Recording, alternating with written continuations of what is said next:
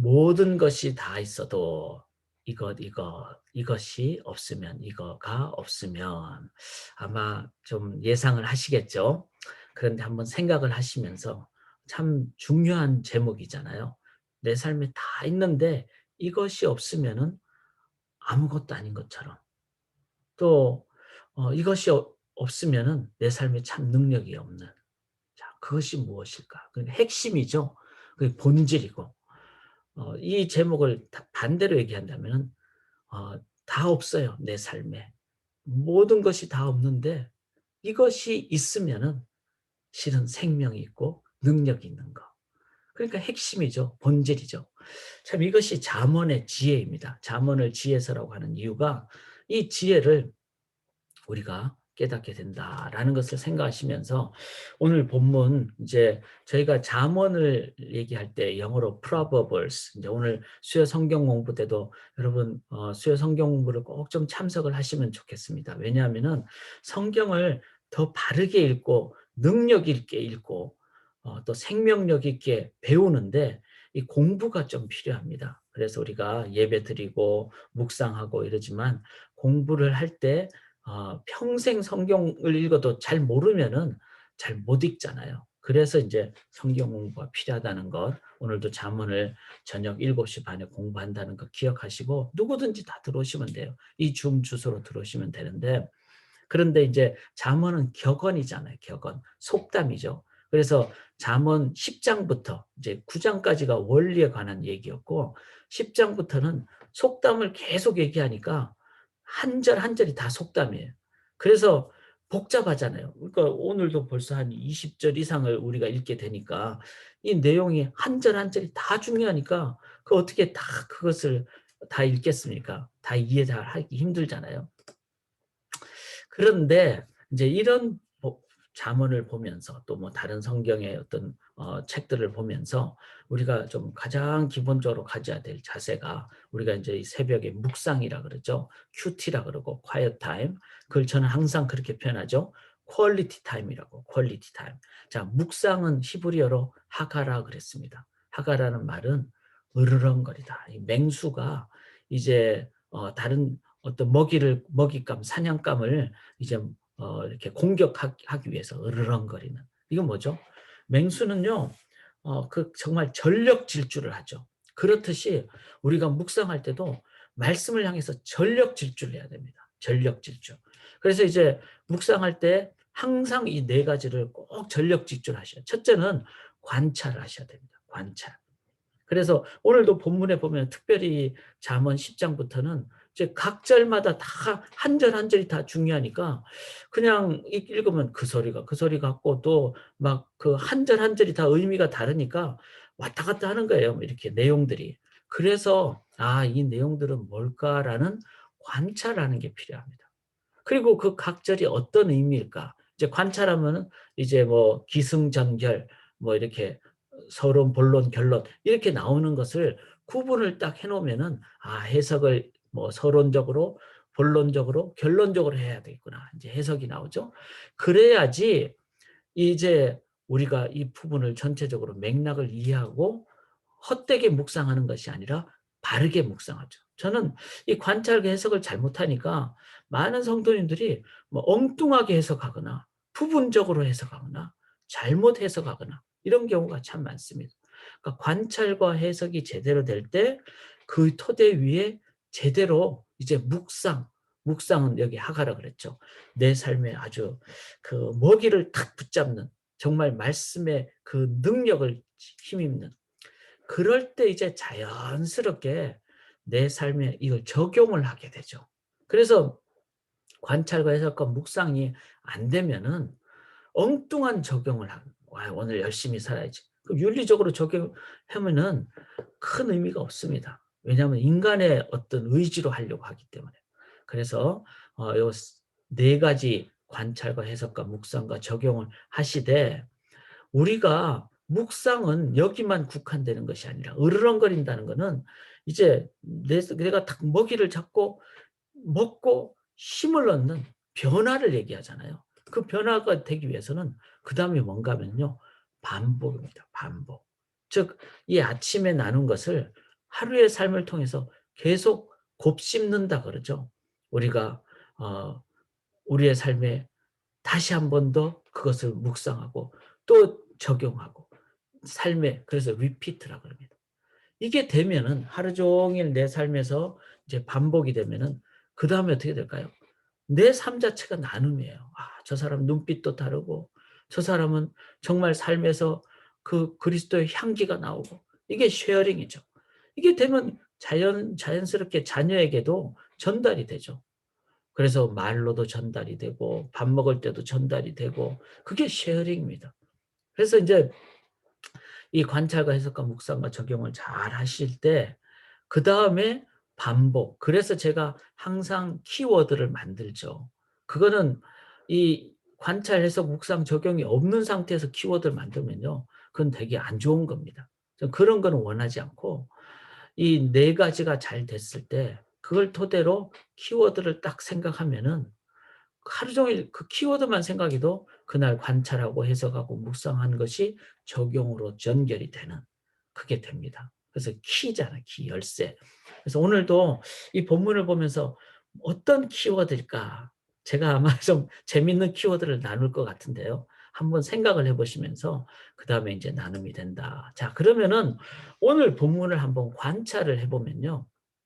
관찰해 보면은 이런 장면이 나옵니다. 자, 예를 들어서 18 절에 미움을 감추는 자는 거짓된 입술을 가진 자요. 자, 미움을 감춘다는 말이 이게 미움을 속에 감추니까 좋은 게 아닌가 하는데 이게 이제 다른 번역 본문이나 읽어 보면은 이 해석을 정확하게 할 수 있는 거죠. 미움을 갖고 있는 자는 자기 마음속에 미움을 갖고 있으면 뭐 어떻게 되죠? 거짓된 입술을 갖잖아요. 그러니까 내가 누구를 막 별로 안 좋게 생각하면은 말투도 툭툭 던지게 되고 막 그러다 보면은 인제 눈빛도 안 좋아지고 이 거짓된 입술을 가진 자요.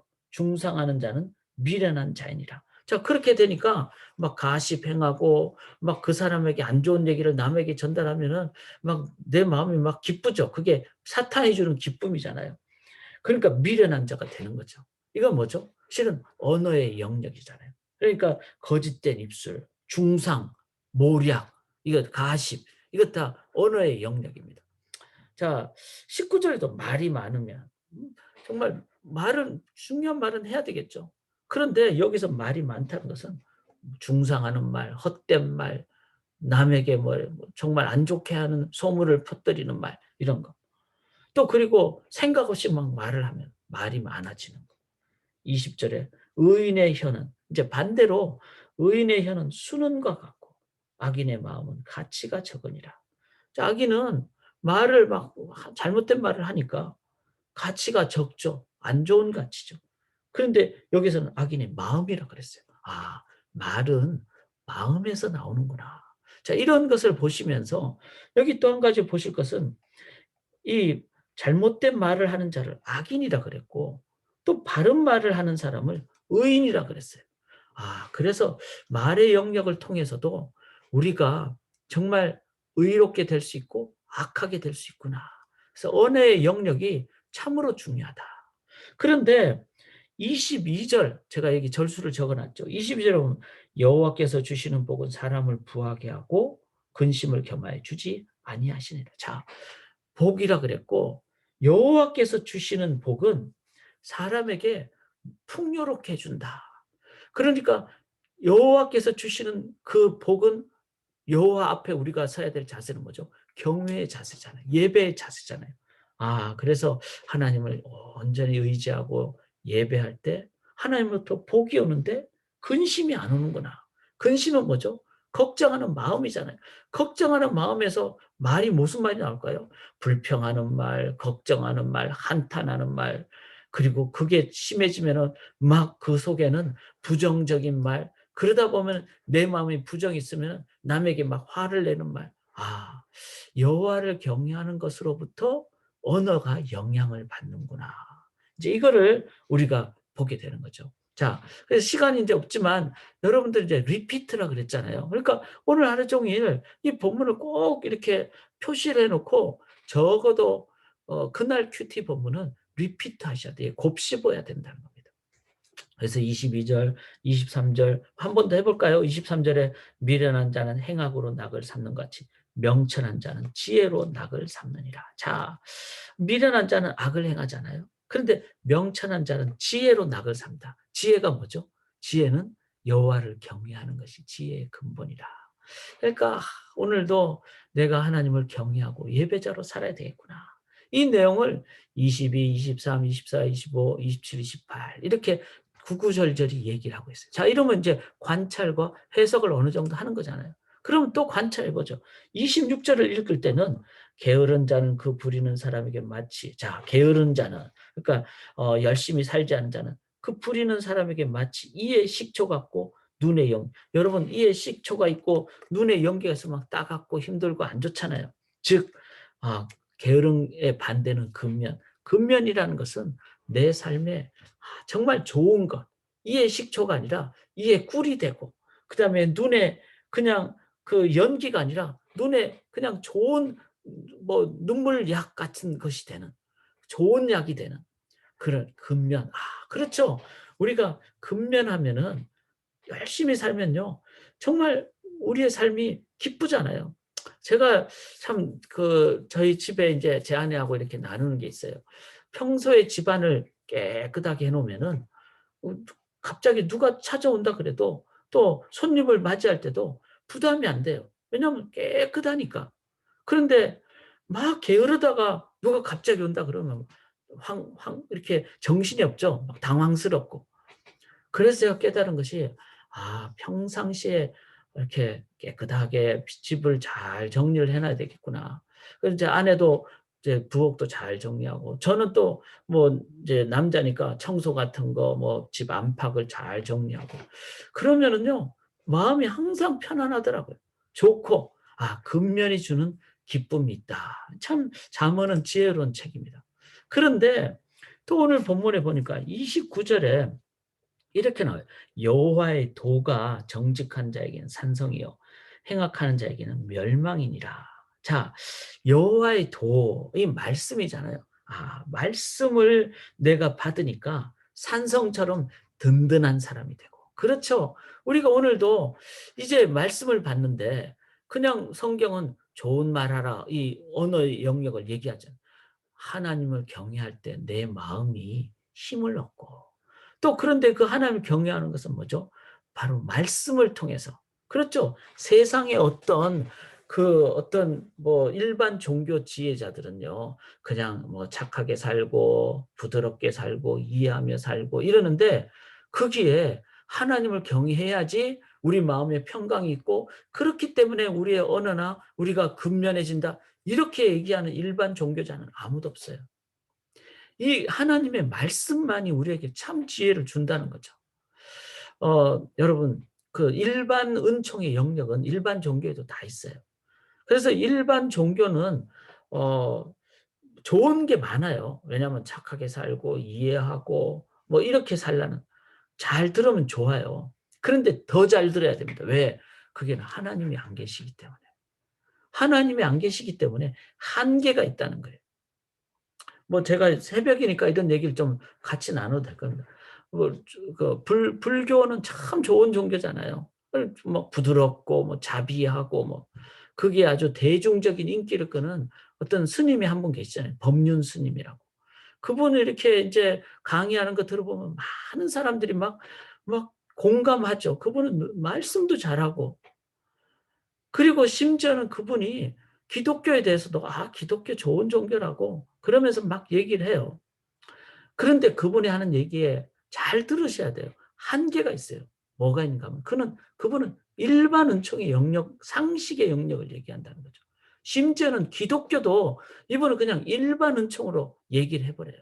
왜냐하면 그분이 갖고 있는 그게 일반 은총의 영역, 즉 불교가 갖는 어떤 도덕적인 영역이기 때문에 물론 이제 그 깊은 내면에는 마귀의 사탄의 어떤 그냥 하나님을 섬기지 못하는 그 공격이 있다는 것도 우리 이해를 해야 되고요. 근데 이제 일반 은총의 영역은 하나님에 의해서 운영이 되니까. 근데 제일 큰 문제는 거기에 진짜 말씀이 없다는 거예요. 그 말씀은 뭐죠? 말씀이 육신이 되신 십자가가 없고 예수가 없고 거기에 은혜가 없고 구원이 없고, 그러니까 진짜 하나님을 만나지 못하냐. 보혈을 지나 아버지 앞으로 가는데 그 능력이 없기 때문에 일반 은총은요, 아무리 좋은 종교도 한계가 있습니다. 그냥 마음을 그냥 일시적으로 편안하게 해줄 따름이에요. 구원이 없어요. 구원이. 그래서 이 하나님을 경외하는 것과 말씀이 제대로 될 때 우리 속에 진짜 구원이 임하면은 그 은혜 때문에 어떻게 하죠? 아, 내가 영혼을 향하여 부지런히 살아. 지난주 설교처럼. 그리고 내 언어의 영역이 은혜롭게 달라지는 겁니다. 자, 그러면 이제 네 가지, 우리가 이 본문을 보면 네 가지가 있잖아요. 이 네 가지를 우리가 이제 격언이니까 이렇게 막 이렇게 그냥 기승전결로 한 게 아니라, 서론 본론 결론이 아니라 이 한 절 한 절이 다 중요하니까 섞여 있다는 겁니다. 그럼 우리가 해야 될 건 뭐죠? 아, 이거를 재배치를 해야 되잖아요. 그게 뭐죠? 하나님을 경외하거나 말씀이 육신이 된, 이 똑같은 얘기죠. 하나님과 말씀을 우리가 먼저 받을 때, 그 구원의 말씀, 그 은혜의 말씀을 받을 때 우리가 마음이 부드러워지고, 그리고 영생의 삶을 사니까 근면해지고, 그 은혜의 삶을 사니까 우리의 언어의 영역도 어떻게 되죠? 정말로 알차게 되고 생명 있게 된다. 자, 이 순서를 다시 깨닫게 되는 게 관찰과 해석이죠. 그러면은 그다음에는 뭐죠? 그다음에는 제가 이제 오늘 본문을 보면서 나는 어떻게 묵상을 할 것인가? 실은 새벽에 한 두세 시간 동안 제가 계속 묵상을 했어요. 그러면 나에게 주는 제일 중요한 게 뭘까? 각자 여러분 다 다를 수 있어요. 그런데 저는요, 오늘 본문을 보면서 아, 예배다, 예배. 왜냐하면 예배부터 시작해야지 제가 법륜사람처럼 되지 않고 예배부터 시작해야지 저는 진짜 하나님의 능력의 말씀을 바르게 전하기 때문에. 그래서 22절에 보면 여호와께서 주시는 복은 사람을 부하게 하고 근심을 겸하여 주지 않으시다. 그렇다. 하나님 그 영생의 그 능력, 예배의 능력만이 진짜 나를 부하게 한다. 여호와를 경외하는 것이 지혜인데 그것이 진짜 나에게 낙이다. 그래서 진짜 그게 저의 삶에 근심이나 막 상처나 이런 걸 다 이기게 하는. 저 인간적으로 참 약하거든요. 그런데 제가 예배자가 될 때 멘탈이 강해지더라고요.